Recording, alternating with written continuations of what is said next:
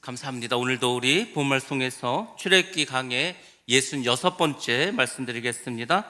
정교한 일을 고안하게 하셨느니라 제목으로 같이 은혜를 받으시고, 오늘 특별히 우리 물질에 대해서 또 우리 자녀들 교육에 대해서 같이 말씀드리도록 하겠습니다. 우리가 이제 출애굽기를 시작한 지가 꽤 오래되었죠. 오늘이 66번째니까 1년 하고도 몇 달이 지났을 겁니다. 우리가 이 출애굽기를 1장부터 쭉 왔는데 이제 끝이 보이고 있습니다. 오늘 우리의 제목이 정교한 일을 고안하게 하셨느니라 이건데, 하나님께서는 일을 그냥 하지 않습니다. 굉장히 치밀하게 하십니다. 제가 아는 목사님이 있는데 성격이 굉장히 꼼꼼합니다. 그래서 사실 이분하고 같이 일을 하려면은 보통 힘든 게 아닙니다. 그분 밑에 있는 부사역자들은 아마 엄청 힘들 겁니다. 왜냐하면 너무 꼼꼼하고 하여튼 굉장히 그 틀 안에서 모든 일이 이루어져야 돼. 저같이 그냥 알아서 하시라 그러고 편하게 하는 그런 목사가 아니고, 이분은 굉장히 꼼꼼합니다. 아무튼 근데 그럼에도 허점이 많이 있습니다.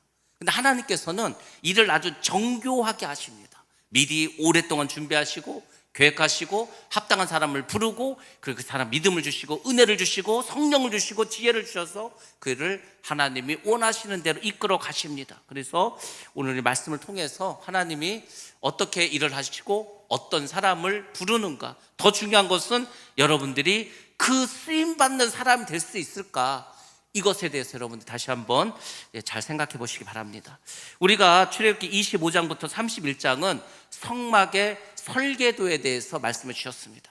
사실 우리가 이 25장에서 31장을 할 때는 마치 그때 성막을 짓는 걸로 우리가 알고 있었지만, 사실은 하나님께서 모세에게 너희가 이런 식으로 성막을 짓고 제사장에게 옷을 이렇게 해서 입히고 하라는 미래에 일어날 어떤 설계도에 대해서 말씀하신 겁니다. 굉장히 자세히 말씀하셨죠. 지성소는 어떻게 만들고 성소는 뜰 안은 어떻게 만드는가, 이거에 대해서 쭉 말씀을 드렸습니다. 그리고 제가 그 의미에 대해서도 말씀드렸습니다. 뭐 언약궤가 있고 물두멍이 있고 떡상이 있는데 다 무엇을 의미하는가에 대해서 이미 말씀을 드렸습니다. 그리고 이제 32장에서 34장, 우리가 이제 지난주와 그 지난주 했던 내용인데, 금송아지 사건이 있었죠. 아니, 하나님께서 그렇게 10가지 재앙을 내려서 바다를 갈르셔서 많은 기적을 통해서 세상의 시내산까지 왔는데 여기서 우상숭배를 하고 말았습니다. 금송아지 사건이 있었죠. 하나님이 분노하셨습니다. 근데 모세의 중보 기도에 의해서 결국은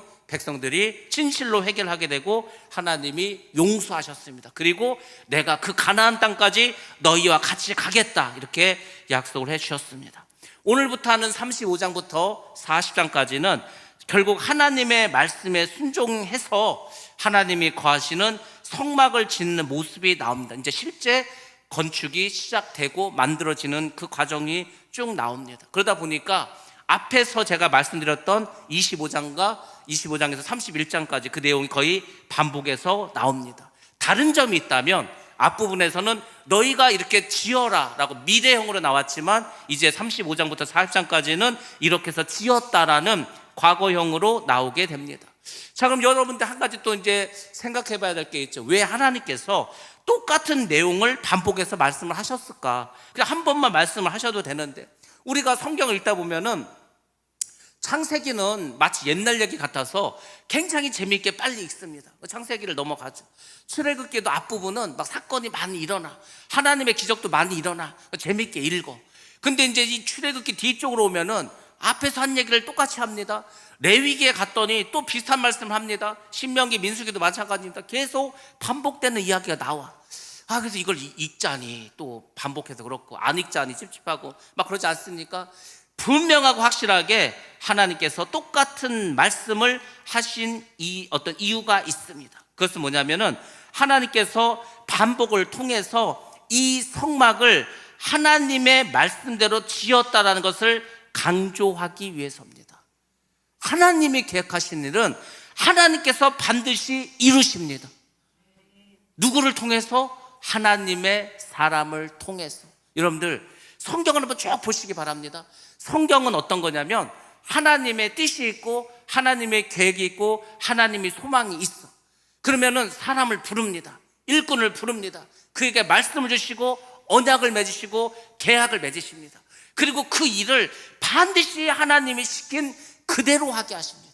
이 성막 우리가 앞에서 봤지만 치수도 다 나옵니다. 색깔도 나옵니다. 실을 어떻게 꼬라는 것까지 아주 자세하게 말씀해 주십니다. 그리고 그렇게 합니다. 제가 하나님이 어떤 분인가를 말씀드릴 때 그 얘기를 하지 않았습니까? 하나님은 무엇인가를 정해 주시는 분입니다. 우리의 삶도 정해 주시는 게 하나님이에요. 너희들이 예수를 믿고 또 하나님의 자녀라면 너희들은 이 안에서 살아라. 너희들은 이렇게 살아라. 전부 다 하나님이 우리가 살아갈 길을 다 알려주십니다. 그게 왜 알려주신지 아십니까?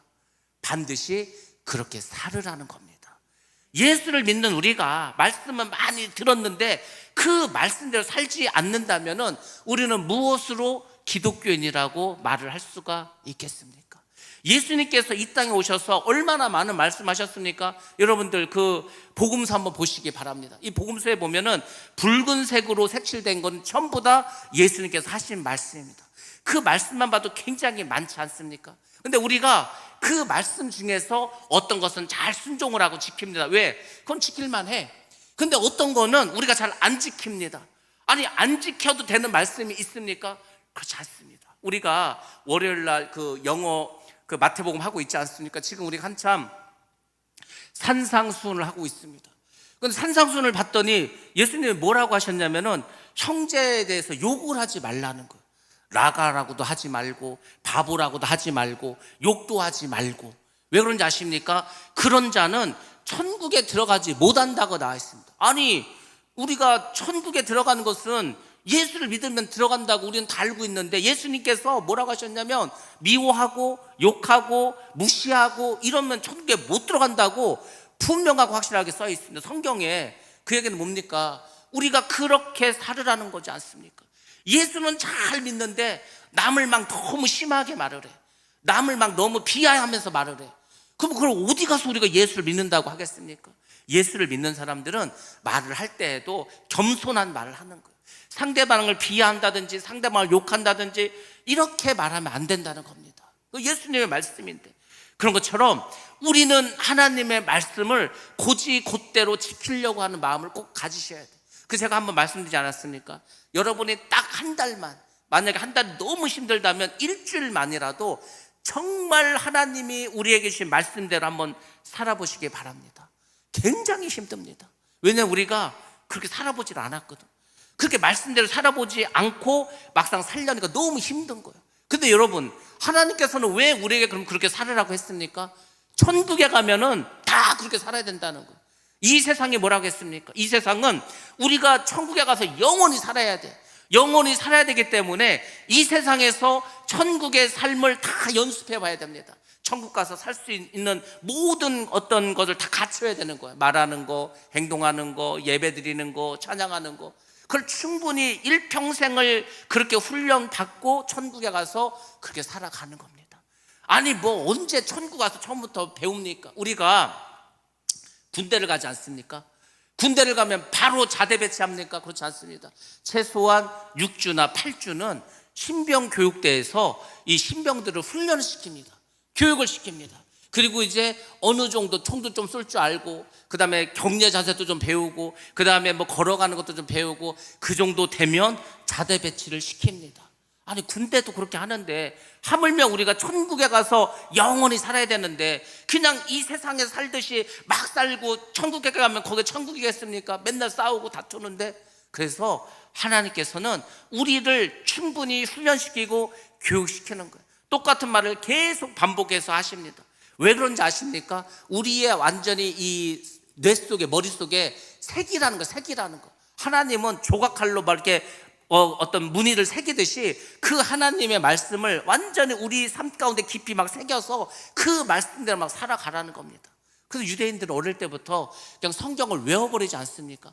어릴 때부터 외우니까 머리가 발달할 수밖에 없는 거예요. 왜? 머리를 계속 사용해야 되니까. 여러분들, 우리가 하나님의 말씀을 정말 하나님의 명령이다, 약속이다 생각하시고 반드시 그렇게 살아가야 합니다. 그러니까 성경은 다른 걸 말하지 않고 그 하나님의 말씀대로 어찌하든지 우리가 살아가도록. 아니, 여러분들, 그 선지자들 보시기 바랍니다.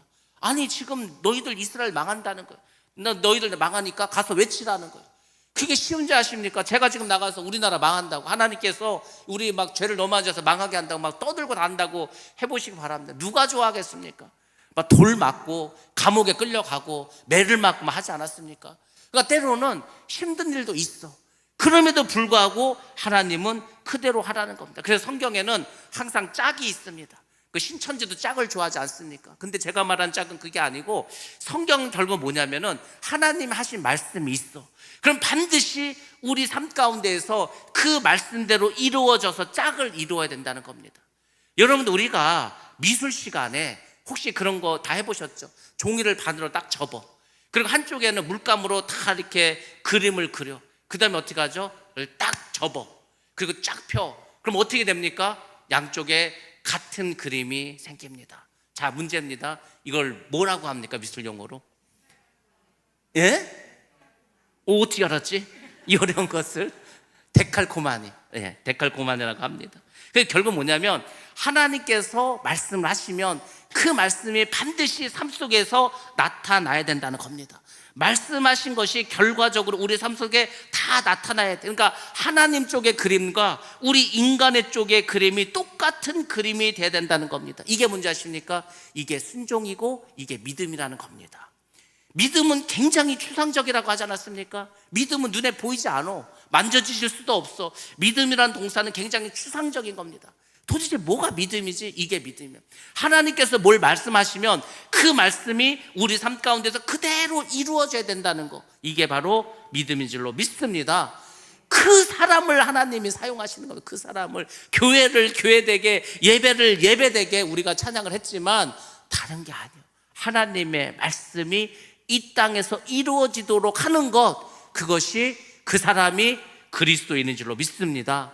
그렇게 하는 거죠. 자, 그러면 하나님께서 이 모든 것을 이제 하시는데, 말씀하신 대로 우리 삶 가운데 모든 하나님의 말씀이 이루어지게 됩니다. 지금 이 출애굽기도 마찬가지죠. 성막을 지으라고 말씀하셨습니다. 어떤 크기로, 어떤 색깔로, 어떤 재질로 만들라고 다 말해줬습니다. 자, 그래서 이제 이 35장부터도 이제 그 말씀 그대로 이제 성막을 짓기 시작합니다. 그래서 우리가 그 성막의 의미와 도구의 의미는 다 이제 앞에서 말씀드렸는데, 이걸 또 할 필요는 없을 것 같고, 이제 뒤로부터는 성막을 짓는 사람들의 자세에 대해서, 이게 참 중요하지 않습니까? 도대체 성막을 지을 때 그 사람들은 어떤 자세로 졌을까? 아니, 그 광야에서 여러분들, 이 제사장이 입는 그 에봇에 보석이 12개가 있는데 그 광야에 그 귀한 보석이 어디에서 났겠습니까? 그러니까 누군가는 그것을 냈다는 거 아닙니까?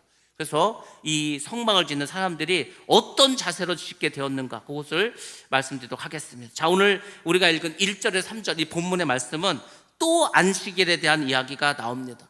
지난주 수요일 날도 하나님께서 안식일을 지키라고 4번째로 말씀하셨는데, 오늘 5번째로 또 안식일에 대한 말씀을 하십니다.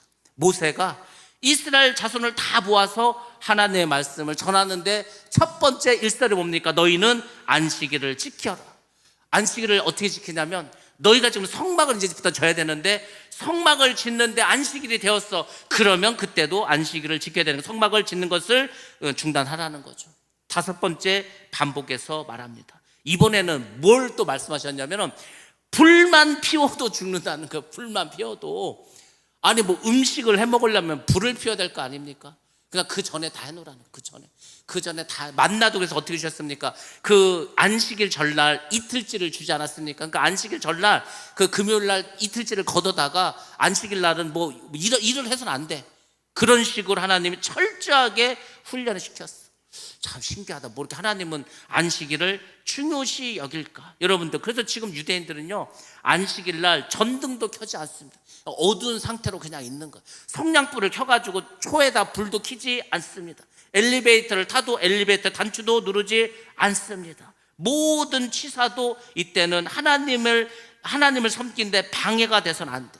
왜 불을 켜서도 안 되고, 왜 음식을 이렇게 과하게 먹어서는 안 되냐면은, 하나님에 대해서 하나님께 이 마음을 드리는데 방해가 되기 때문에. 오늘 집사님도 기도하셨지만, 우리의 마음이 자꾸 하나님께 벗어나게 되는데, 시작은 작은 것부터 시작합니다. 우리가 오늘 은혜를 참 크게 받았어. 야, 정말 내가 이제 말씀대로 살아야지, 정말 내가 하나님의 일꾼을 살아야지 마음을 먹었어.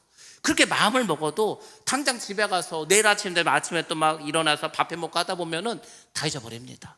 글쎄 은혜를 받은 거는 같은데 뭐 무슨 말을 들었지 생각도 나지 않습니다.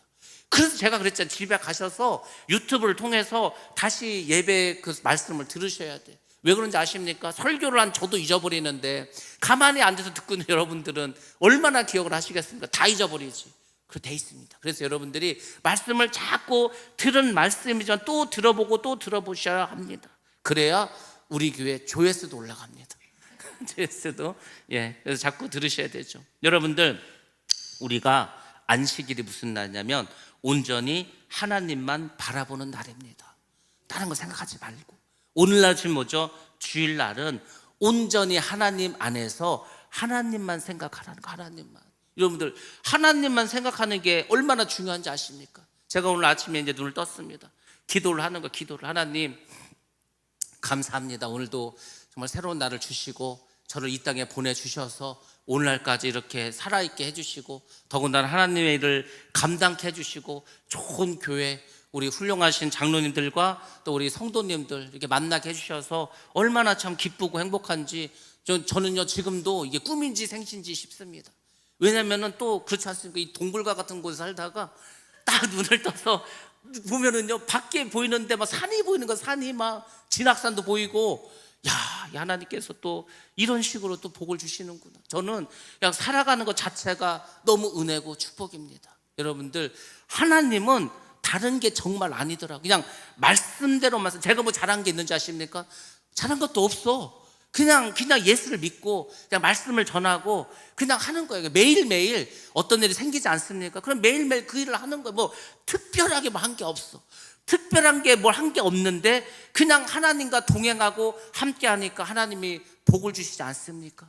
그러니까 여러분들이 하나님께 어떤 복을 받기 위해서 특별히 뭘 내가 해야 되겠다 이렇게 생각 안 하셔도 돼. 그냥 예배 잘 들으시고 어쨌든 말씀대로 살려고 하시고 어떻게든 나의 삶을 통해서 하나님이 역사하실 수 있도록 나를 사용하여 주옵소서, 나를 사용하여 주옵소서 계속 하나님께 나를 드리는 겁니다. 그러면 하나님이 그냥 복을 주신다니까요. 하나님이 이런 분이구나. 제가 매일매일 새롭게 깨닫습니다. 그러니까 여러분들도 그걸 아셔야 되는 거예요. 주일날 바쁜데 뭘 또 이렇게 교회를 오라고 하는가? 그게 아니고요. 주일날 예배를 드리면 여러분들이 세상에서 바쁘고 골치 아픈 일이 예배를 드리면서 해결된다니까. 왜냐하면 여러분들이 해결할 일을 하나님이 대신해 주십니다. 자꾸 내가 하려고 하니까 바쁜 거예요. 차라리 예배 드리시고 기도하시기 바랍니다. 그럼 여러분들의 복잡하고 어려운 일이 하나님이 해결해 주시는데 빠르고 정확하고 완벽하게 해결해 주시지 않겠습니까? 저는 지금까지 살아오면서 어떤 어려움이나 문제가 생기면은 절대 관여하지 않습니다. 그냥 기도만 하는 거예요. 그러면 하나님께서 그 문제를 그 하나님의 방법대로 해결해 주십니다. 근데 그 하나님의 방법이 기가 찹니다. 아니, 하나님이 어떻게 이런 식으로 역사를 하시지? 하나님이 그냥 해결해 주십니다. 그러니까 여러분들이 인생을 살아가면서 내가 뭘 자꾸 한다 이렇게 생각하지 마시고 내 일을 하나님께서 해주신다. 그럼 여러분 뭐 하셔야 됩니까? 하나님의 일을 여러분이 하셔야 되지 않겠습니까?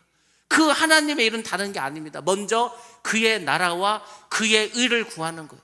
다 하는 말이지만은 그게 진리 중에 진리라니까요. 그러니까 여러분들이 하나님의 일을 힘쓰시기 바랍니다. 그러면 하나님은 여러분의 일을 그분께서 다 해결해 주실 줄로 믿습니다.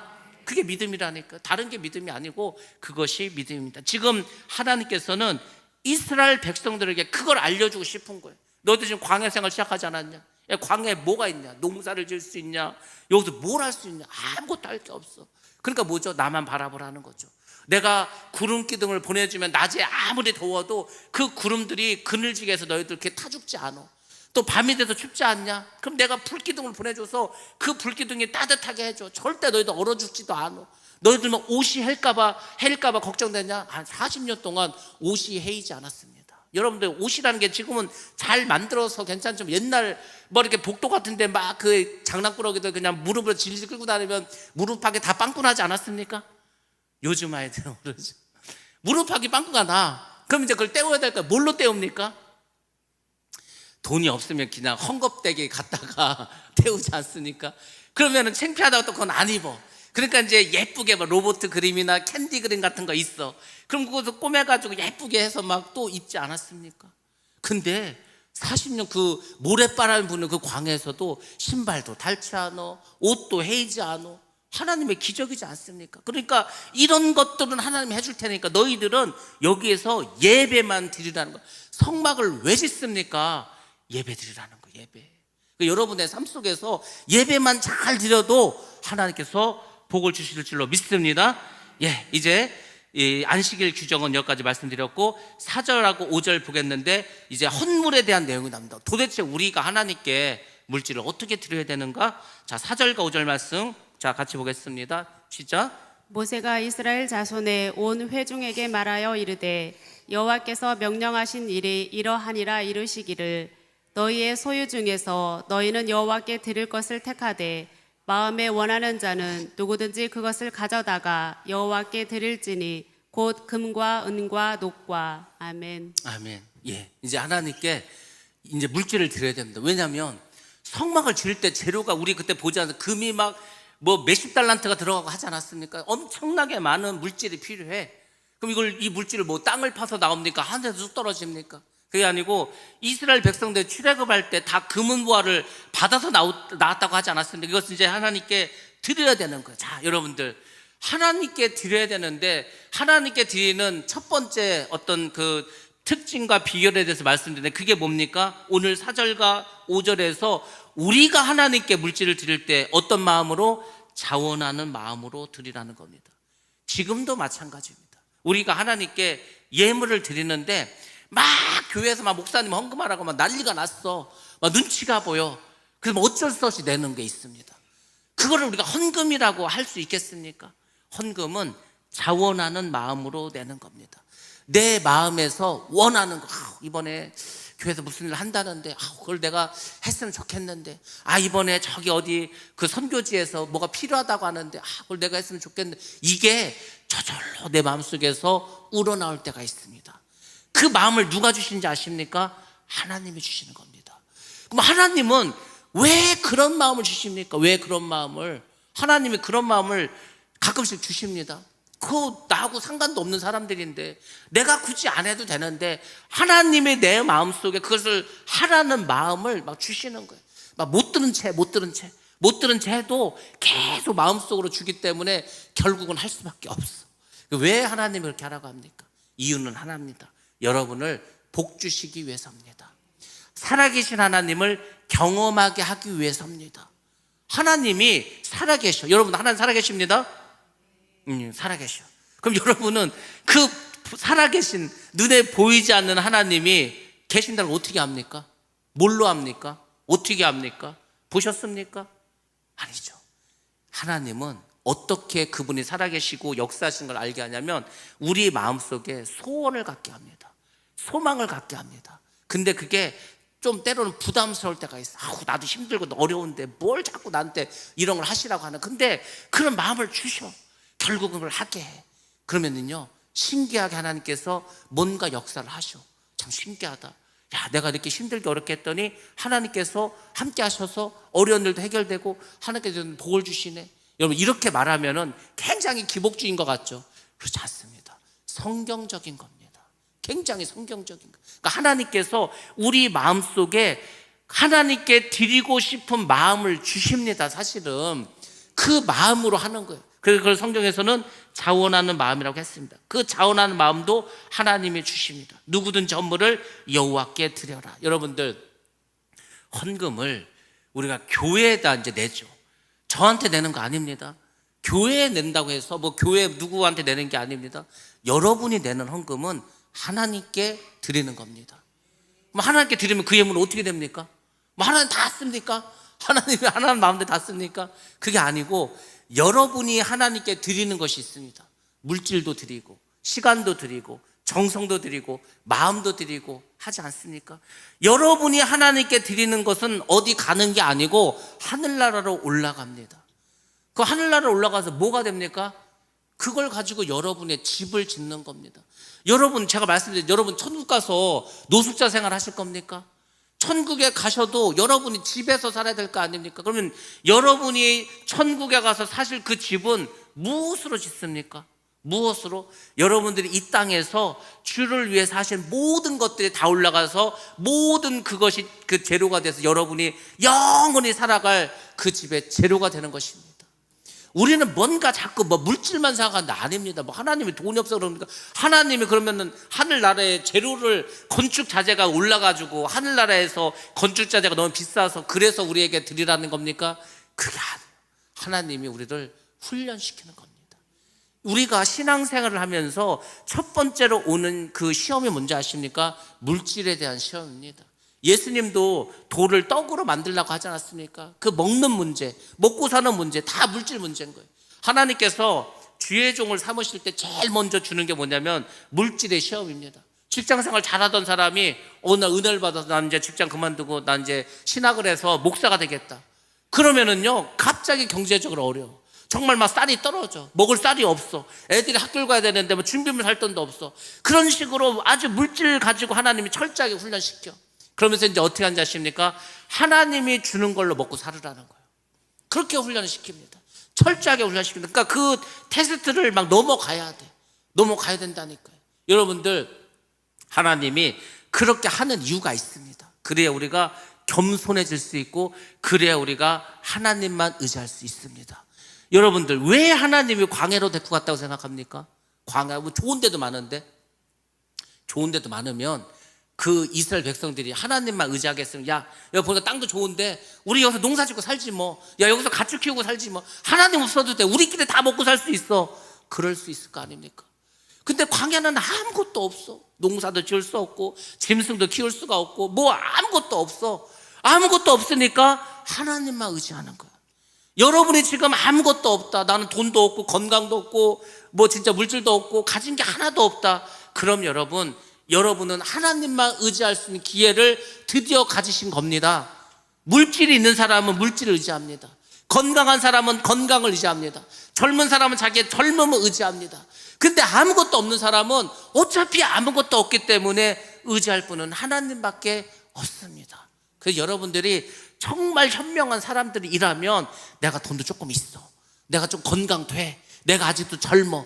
그럼에도 불구하고 하나님만 의지한다. 그 사람은 정말 축복의 사람인 줄로 믿습니다. 그러니까 여러분들이 지금 건강하실 때 그래도 먹을 양식이 있을 때 더 주님께 매달리시고 주님만 바라보시기 바랍니다.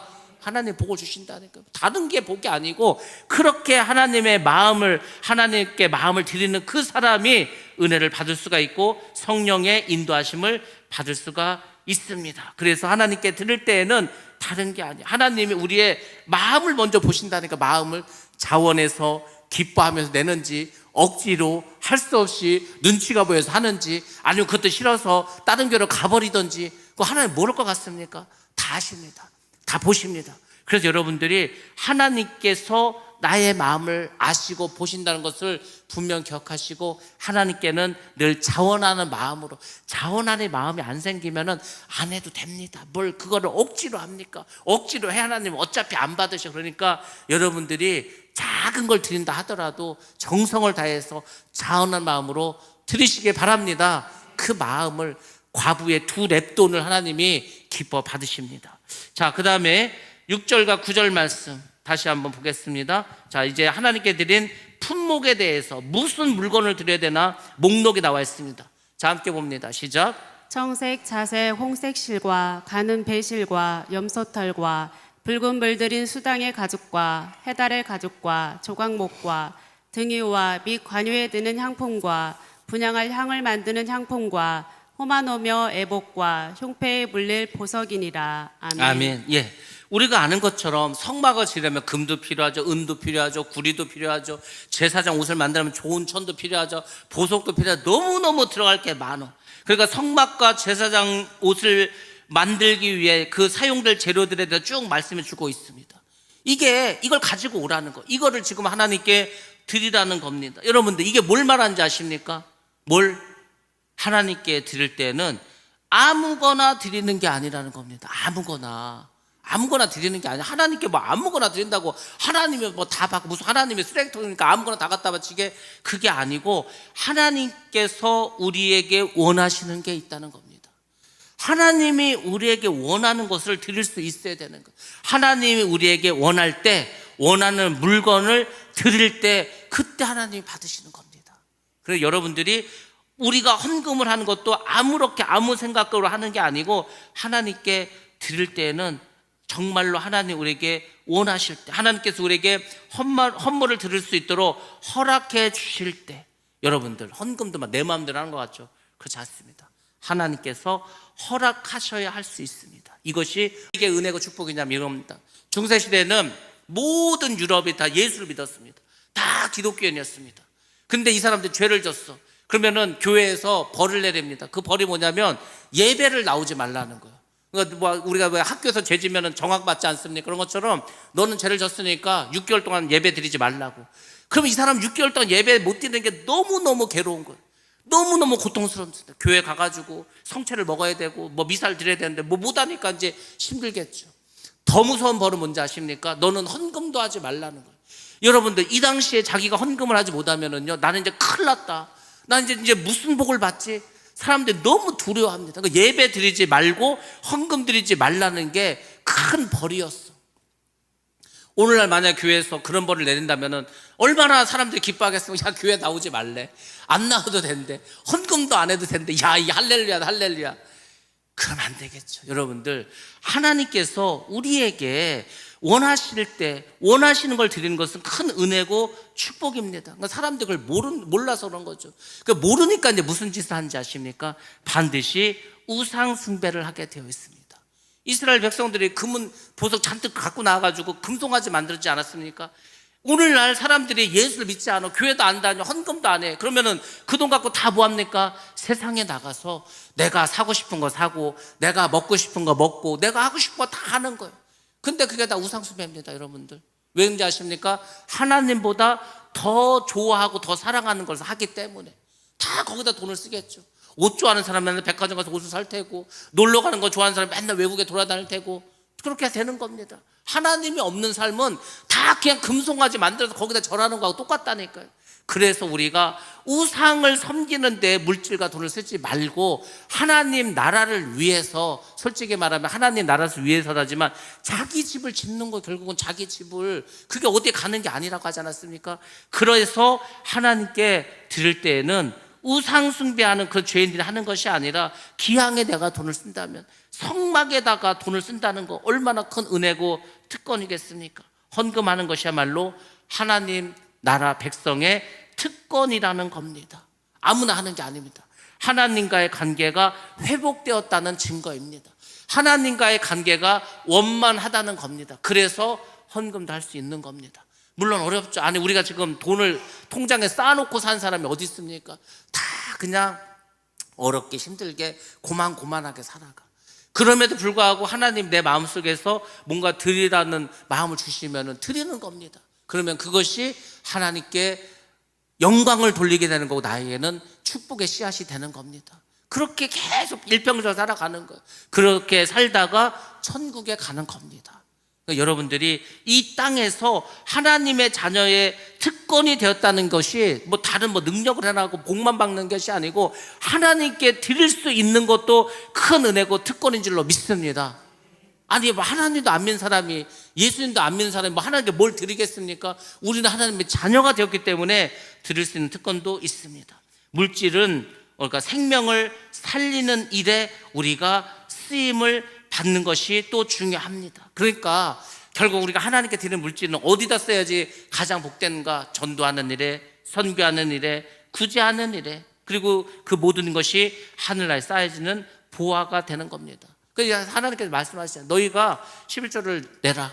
그리고 이제 뭐 제사장들이 그 생활을 하게 하고 가부와 객과 고아를 위해서 사용하라고 하지 않습니까?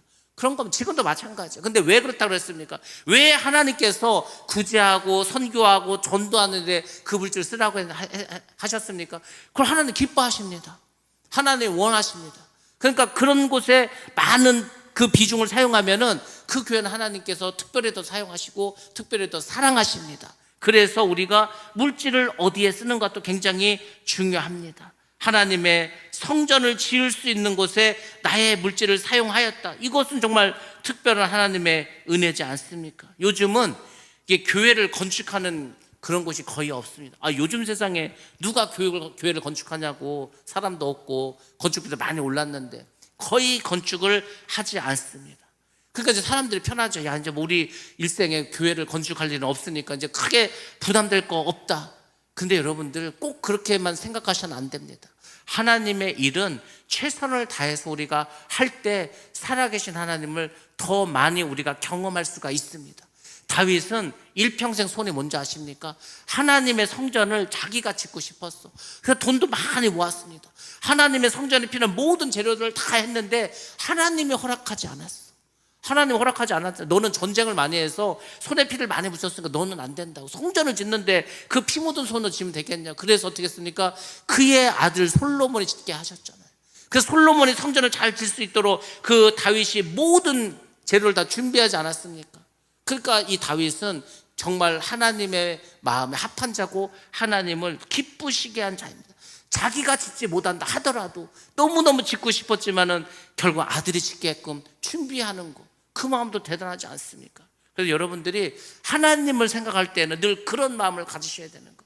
하나님께 드리는 거다. 하나님께 드리지만 결국은 그것이 나의 천국에서 영원히 살아갈 그 집을 짓는 거다. 이 땅에서도 살아계신 하나님을 경험할 수 있는 정말 축복의 씨앗이다. 감사함을 드려야겠죠. 기쁨으로 드려야 되겠죠. 그때 하나님께서 더 많은 복을 물질 위에 내려주실 줄로 믿습니다. 이제 10절에서 19절 말씀 한번 보겠습니다. 시작.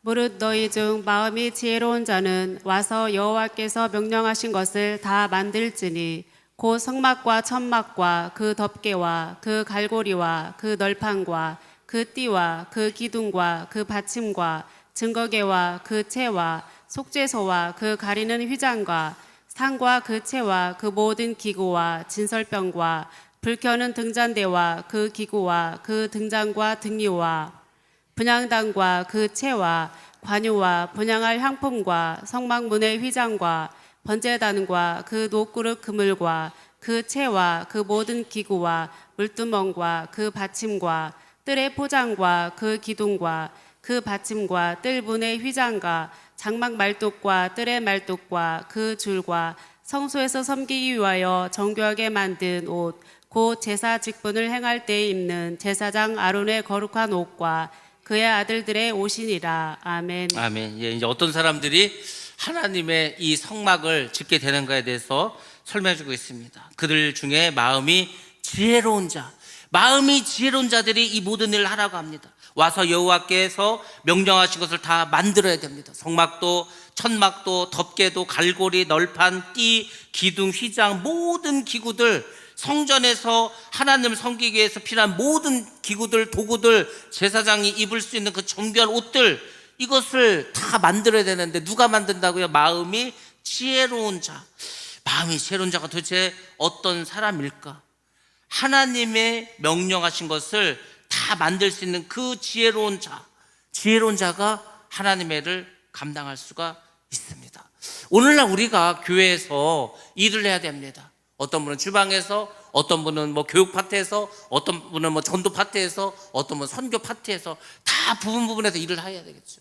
일을 하는데 어떤 마음으로 어떤 사람이 일을 해야 되냐면 지혜로운 자가 해야 된다는 겁니다. 지혜로운 자.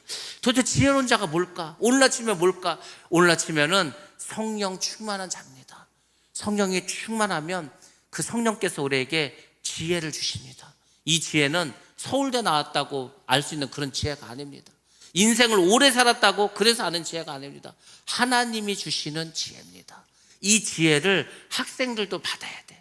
학생들이 받으면은요, 학교 공부가 중요한 게 아니고 인생을 내가 어떻게 살아갈 것인가, 내가 어떤 인생을 살 것인가 분명하고 확실하게 그 길이 보여집니다.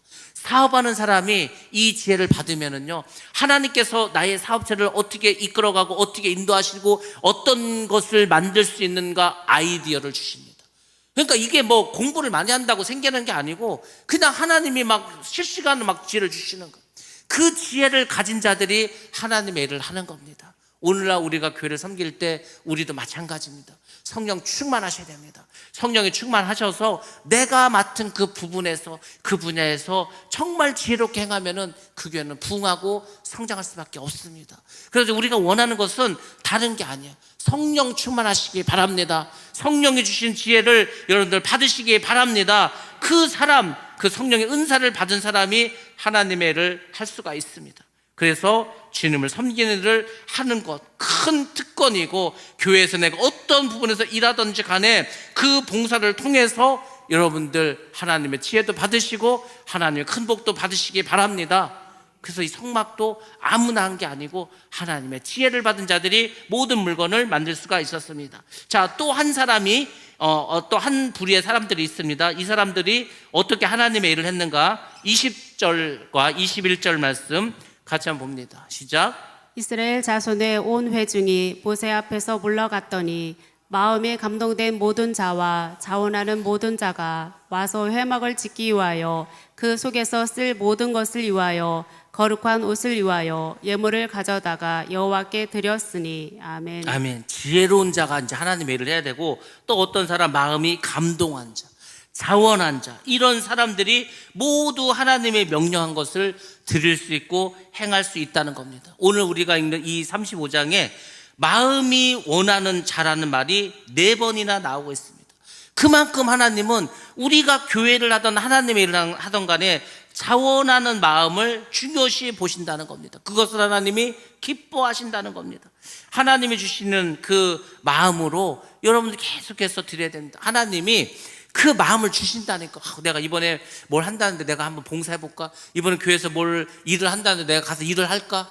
그 마음을, 자원하는 마음을 하나님이 주십니다. 그 마음을 가지고 나와서 일을 하면 하나님이 기뻐합니다. 이 사람들 원래 뭐 하던 사람들입니까? 금송아지 우상을 만든 사람들이에요. 금송아지 그 우상을 만든 그 손으로 하나님의 성막을 짓게 되었으니까 얼마나 기뻐하고 감사할 일입니까? 여러분이 세상에 나가서 죄의 병기야. 그 맨날 죄만 졌어. 근데 교회에 와서 내가 이제 믿음을 갖게 되고 성령을 받게 되고 지혜를 얻게 되었어. 그러면 이제 여러분들 의의 병기로 바뀌지 않습니까? 이 세상에 나와서 죄를 졌던 이 손으로 하나님의 일을 한다는 얼마나 기쁜가, 감사할 일입니까? 성막은 바로 그런 것입니다. 성막이 또 어떤 것입니까? 성막은 이스라엘 백성들이 죄 사함을 받는 곳입니다. 기도하는 것입니다. 하나님을 사랑하는 사람은 하나님의 전을 사랑하고 사모합니다. 그래서 계속 교회에 그냥 가고 싶은 거예요. 여러분들이 예배 때 교회 나오는 것도 중요하죠. 근데 예배가 아닌데도 그냥 자꾸 교회 가고 싶어. 교회 가서 기도도 하고 싶고, 뭐 어디가 좀 지저분하면은 그냥 보는 사람 없지만 또 청소도 하고 가고, 그게 마음의 기쁨이에요. 잡초가 있으면 잡초 좀 뽑고, 그 길바닥에 뭐 휴지가 떨어지면 그것도 좀 주워보고. 여러분들, 우리 교회는 오픈되어 있습니다. 24시간 언제든지 와서 기도할 수 있어요. 그래서 일부러 밤에도 계속해서 여기 음악을 틀어놓습니다. 불도 켜놓습니다. 누구든지 와서 기도하라는 거예요. 누구든지 와서 이곳에서 하나님을 찬양하라는 겁니다. 그러니까 여러분들이 다른 곳에 가서 막 이렇게 재미와 기쁨을 찾으려고 하지 말고 주의 전을 사모하시기 바랍니다. 주의 전에 나와서 은혜도 받으시고 주의 전에 나와서 기쁨도 누리시기 바랍니다. 아니 뭐 주님 안에 있는데 뭐가 그렇게 문제가 되고 무슨 시험이 걸리겠습니까? 세상에 괜히 나가서 탕자처럼 그냥 아버지한테 유산 달라고 해서 허랑방탕하게 쓰다가 돈 다 뺏기고 어려움 당하고 하지 않습니까? 하나님아, 주 안에 있는 나에게 딴 근심이 있으랴. 주님 안에 있으면 딴 근심도 사라질 줄로 믿습니다. 주님 안에 있는데 무슨 일이 있겠습니까? 반드시 여러분들 이 성전을 사모하셔서 이곳으로 자꾸 모이시기 바랍니다. 하나님을 사랑한 자들이 헌금을 드립니다. 헌금은 성도의 의무가 아닙니다. 의무가 아니고 하나님을 사랑하는 마음으로 자원해서 드리는 것입니다. 하나님의 은혜를 생각하면서 자원하면서 드릴 때 우리는 죄사함의 그 은혜도, 성령이 보여주신 그 은혜도 감사할 수 있고 기뻐할 수 있는 것입니다. 그것을 하나님이 이스라엘 백성들에게 성막을 지으면서 알려주는 거예요. 너희들 우상 만들지 않았냐? 금송아지 만들지 않았냐? 그런 거 다 회개하고 그런 세상 일 쓸데없는 거 하지 말고 주의 일에 힘쓰라는 거예요. 지금 우리에게도 통렬하게 말합니다. 너희들 주일날 딴 데 가서 딴짓 하려고 하지 말고 나와서 예배 드리라는 겁니다. 주의 전을 사랑하라는 겁니다. 주님께 모든 마음을 집중하라는 것입니다. 그럼 여러분 뭐 시험에 들렸네, 섭섭하네, 억울하네 이런 말 다 사라집니다. 항상 은혜가 넘치고 기쁨이 넘치고 감사가 넘치게 될 줄로 믿습니다. 22절과 29절 하나님께 드리는 품목들 다시 한번 나오는데 한번 보겠습니다. 시작.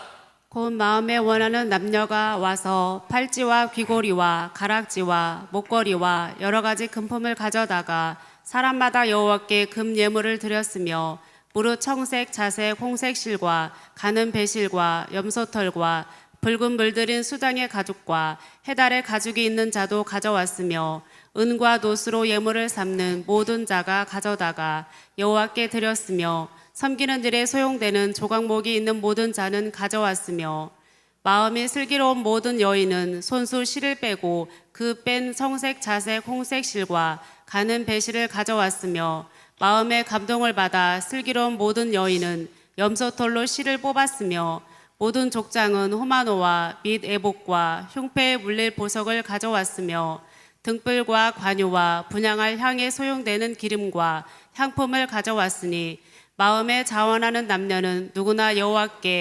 여호와께서 모세의 손을 빌어 명령하신 모든 것을 만들기 위하여 물품을 드렸으니 이것이 이스라엘 자손이 여호와께 자원하여 드린 예물이니라. 아멘. 아멘. 참 많죠. 하나님께 드리는 품목들이 있습니다. 그들은 가장 귀한 것을 하나님께 드렸습니다.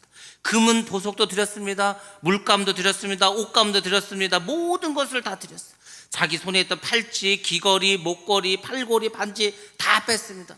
여자들은 집에서 어떻게 했습니까? 다 실을 만들었습니다. 염소털을 갖다가 만든 그 털로 만든 실을 가져왔습니다. 거울도 갖다 드렸습니다. 족장들은 진귀한 보석들을 하나님께 다 드렸습니다. 그 당시에 필요했던 향품들, 기름들 다 가져왔습니다. 근데 그것들이 다 자기가 가지고 있었던 최상의 것들이었다는 겁니다. 그들은 하나님을 사랑하는 그 마음으로 자기들이 드릴 수 있는 최상의 것을 드렸다는 겁니다. 근데 나중에 이스라엘 백성들이 어떻게 했습니까? 말라기 때 되니까 그 하나님께 제사는 드려야 되겠고 뭐 짐승을 잡아 죽이긴 해야 되는데 젖먹고 흠없는 걸 드려야 되는데 야 뭘 젖먹고 흠없는 걸 뭐 그런 것 드리냐? 저는 것, 눈먼 것, 병든 것 그런 것 갖다 바치지 않았습니까? 여러분들 하나님께 바칠 때에는 좋은 것을 드리는 겁니다. 그리고 최상의 것을 드리는 겁니다. 여러분들이 사람이라도 정말 높은 사람에게 줄 때는 임금에게 진상할 때는 최상의 것을 드리지 않습니까? 하물며 하나님께 드리는데 저는 거, 병든 거, 뭐 이런 것들 쓰레기 어디 갖다 버리듯이 그렇게 합니까? 그런 거 아닙니다. 교회에 드릴 때도 마찬가지입니다. 가장 좋은 것을 갖다 드리시기 바랍니다. 쓰다가 어차피 버려야 되는데 이거 버리려니까 이거 딱지도 사야 되고 막 그래. 그런 거 교회 갖고 오지 마시고 하나님께서 기뻐하시는 거 이런 거를 드시기 바랍니다. 다른 게 아니고 여러분의 마음이 그래야 된다는 겁니다. 우리가 잘 아는 것처럼 가인과 아벨이 있었습니다. 왜 가인의 제사는 받지 않고 아벨의 제사만 받으셨을까? 아벨은 가장 좋은 첫 것을 하나님께 드렸습니다. 그래서 하나님이 기뻐 받으셨다는 겁니다. 자, 이제 마지막 부분 보겠습니다. 30절에서 35절 말씀, 이 성막을 만드는 두 명의 기술자에 대해서 이제 말씀해 주겠습니다. 보겠습니다. 시작. 모세가 이스라엘 자손에게 이르되 볼지어다 여호와께서 유다 지파 훌의 손자요 우리의 아들인 부살레를 지명하여 부르시고 하나님의 영을 그에게 충만하게 하여 지혜와 총명과 지식으로 여러 가지 일을 하게 하시되 금과 은과 노스로 제작하는 기술을 고안하게 하시며 보석을 깎아 물리며 나무를 새기는 여러 가지 정교한 일을 하게 하셨고 또 그와 단 지파 아히사막의 아들 오홀리압을 감동시키사 가르치게 하시며 지혜로운 마음을 그들에게 충만하게 하사 여러 가지 일을 하게 하시되 조각하는 일과 세공하는 일과 청색, 자색, 홍색 실과 가는 배실로 수놓는 일과 짜는 일과 그 외의 여러 가지 일을 하게 하시고 정교한 일을 고안하게 하셨느니라. 아멘. 아멘. 예, 이 성막을 만드는 게 우리가 앞에서도 배웠지만 굉장히 정교한 일입니다. 실도 색깔별로 잘 짜야 돼. 그 휘장 만드는 거 쉬운 게 아닙니다. 뭐 너무나 재료도 많이 필요하지 않았습니까? 그러니까 기술자가 필요했는데 두 명의 큰 기술자가 있었습니다. 유다 지파 사람 부살렐이 있었고 단 지파의 오홀리압이라는 사람이 있었습니다. 이 사람들을 하나님께서 지명하시고 부르셨다는 겁니다. 그리고 하나님의 일을 맡기셨다는 겁니다. 하나님이 쓰시는 사람이 있습니다. 하나님은 어떻게 쓰신지 아십니까? 하나님이 특별히 지명해서 부르십니다. 저도 지명을 했어. 너 이제 목회해라. 그래서 부르셨습니다. 콜링을 했어. 소명을 주셔서. 그래서 제가 지금 하나님의 일을 하는 겁니다. 막 제가 하고 싶어서 하는 게 아니라니까요. 막 제가 뭐 그냥 내가 원한다고 하나님 내가 그냥 주의 종이 되겠습니다. 내가 목회를 하겠습니다. 이래서 하는 게 아니고 하나님께서 지명을 하고 부르셨기 때문에 일을 하는 겁니다. 다 여러분들도 마찬가지입니다. 여러분들도 하나님 지명을 하셔서 찍어 놓으셨다는 거죠. 그리고 부르셨습니다. 부르셔서 이제 우리 교회를 보내주셨어요. 그럼 다 여기서 여러분들이 해야 할 일이 있다는 겁니다. 먼저 하나님은 하나님의 일을 감당하기 위해서 성령의 충만을 주십니다. 그것이 아까 말씀드린 것처럼 지혜를 주십니다. 총명을 주십니다. 지식을 주십니다. 하나님의 일은 아무나 하는 게 아니에요. 성령 받은 사람이 그 사람이 가지고 있는 재능을 통해서 달란트를 통해서 하십니다. 하나님 일을 대충 안 한다니까. 그것을 예전 성경에서는 공교한 재능을 주셨다고 합니다. 이 공교한 재능을 받았습니다. 부살렐은 어떤 그 재능이 있었냐면 금속계통, 금이나 은이나 구리를 다루는 그런 기술이 있었습니다. 올리압은 천작업, 휘장을 만들고 커튼을 만들고 막 해야 되지 않습니까? 그런 것, 옷을 만드는 이런 것을 했어요. 교회도 마찬가지입니다. 제가 처음부터 말씀드리지 않았습니까? 교회의 일은 자기가 가지고 있는 달란트와 재능과 은사대로 섬기는 겁니다. 내가 다 잘할 수 있지 않습니다. 그렇지 않습니까?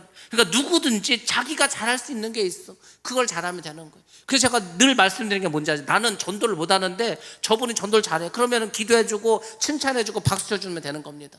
나는 요리를 못하는데 저분이 요리를 잘해. 그러면은 감사하다 그러고 맛있다 그러고 칭찬해주고 그러면 되는 겁니다. 내가 못하는 거에 대해서 그 마음 아파할 필요도 없어. 내가 잘하는 거 하면 되는 거지 않습니까?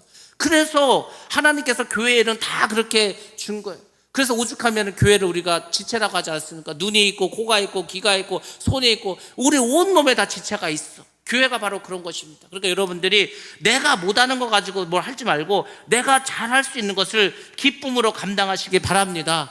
그 내가 할 수 없는 일을 누군가가 잘하면은 격려하고 칭찬하고 응원해 주시기 바랍니다. 교회는 그렇게 해서 운영되고 성장되고 그런 교회가 건강한 교회가 될 수 있습니다.